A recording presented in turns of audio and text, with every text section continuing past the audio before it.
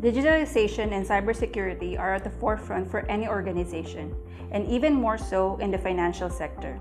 Today, we will delve into some of the key challenges facing the banking industry amid a rapidly evolving technology landscape and changing customer expectations. For this discussion, we are joined by Rajesh Nagpal, the Sales Director for Financial Services at GBM Dubai, who will share valuable insights into cybersecurity and innovation in the financial industry. Welcome, Rajesh. Thank you very much for hosting. Thank you so much for taking the time to join us today. So, just to kick us off, with cybersecurity threats becoming more sophisticated, can you share some insights as to how are banks adapting and investing in technology to safeguard customers' data while also maintaining customer trust? Banks take cybersecurity threats as very seriously, and they invest a significant amount of resources to ensure that the customer data and the financial data is very well protected. Now, if we look at the cybercrime, I think what we look at globally, three kind of different narratives.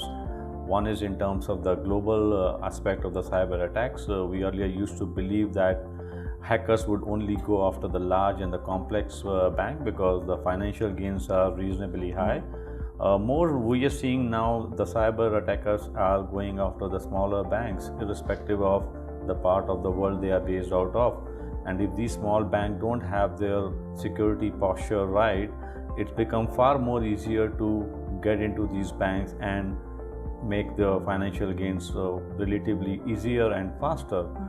Now, the other aspect that we look at is in terms of the dwell time, which is clearly showing that the time that it takes to identify that when exactly your system got compromised clearly tells that cyber attackers are willing to wait into the system for a long time and then commit the financial crimes. And by the time the bank gets to know about the financial fraud, the fact is that they have already got the system compromised much earlier.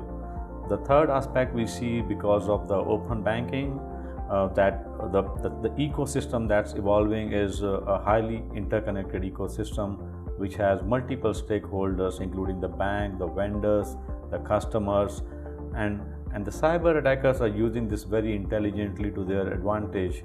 They can hop between system to system, between parties to parties, and try to basically make it more difficult for banks to detect these frauds or detect these attacks. And in this case, since there is a larger stakeholder involved, the compromise, once it happens, has a larger consequences because you end up losing sensitive data belonging to multiple stakeholders.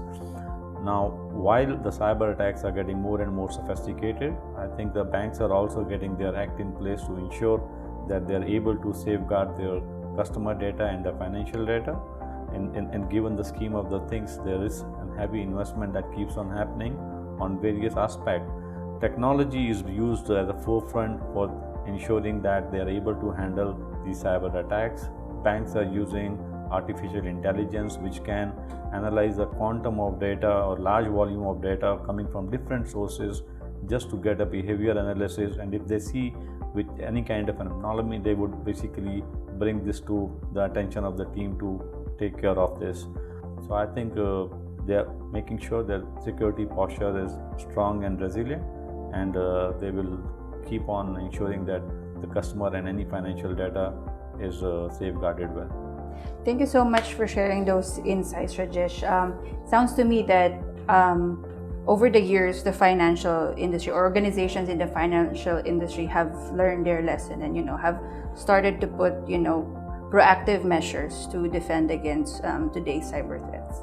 So you mentioned as well that they're increasingly leveraging technologies like artificial intelligence, which is actually like a hot topic for a lot of industries today. So can you just share some examples as to how AI is reshaping operations and customer interactions for organizations in the financial industry? I think it's nothing specific to the financial services sector. If you look at AI as a technology, I think it's reshaping almost every industry. It's reshaping every aspect of customer experience and bringing a lot of different innovative model of the business. So and banks happen to be no exception, and especially in areas around the customer experience. So banks have started basically using AI for chatbots, virtual assistant, just to take care of the mandate job that typically a bank employee would do, and make them basically engaged in more meaningful, more productive work.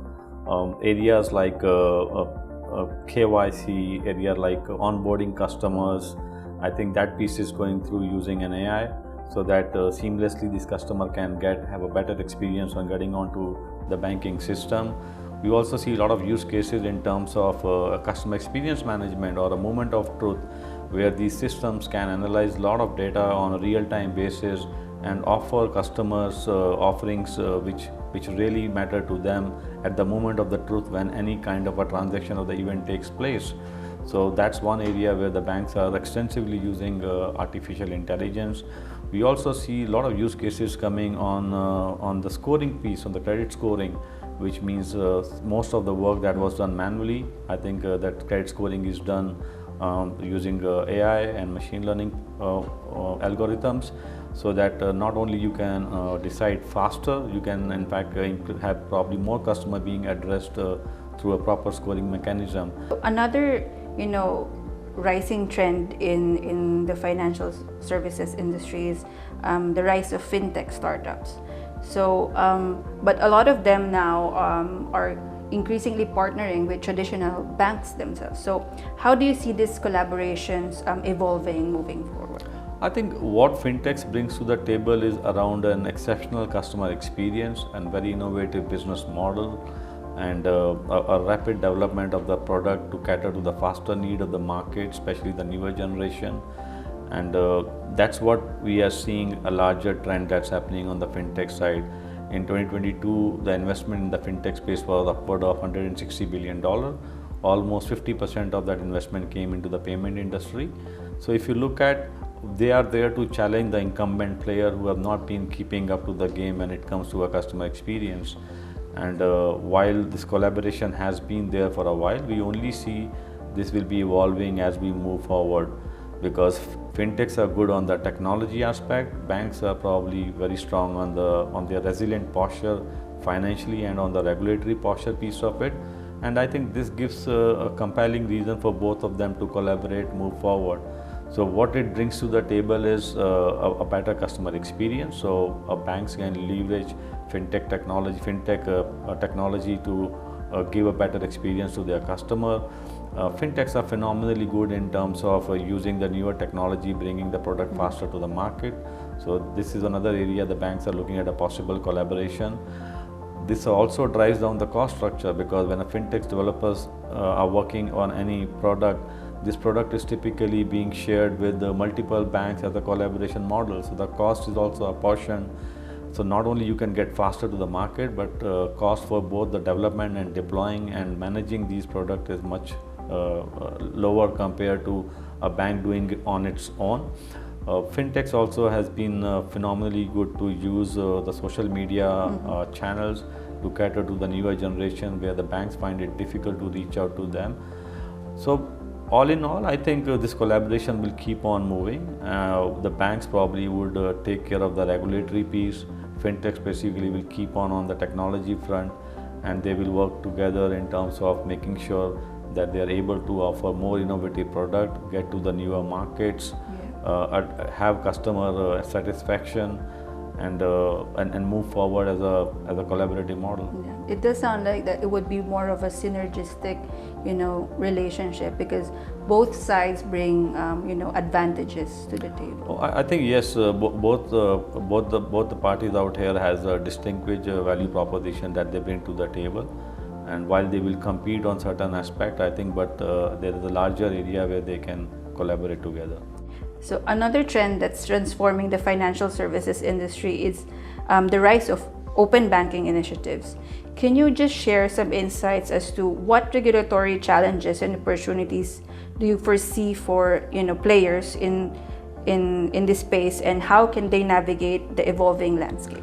I think open banking is to basically drive innovation and competition in the market, and as a part of the open banking, what we are expecting is that a customer is able to share their data, their financial data, with the third-party vendors who could basically offer different products and services. and in almost every case the data is shared by consent of the customer. And the idea is basically it foster innovation, it drives a better customer experience, and it also basically elevates competition.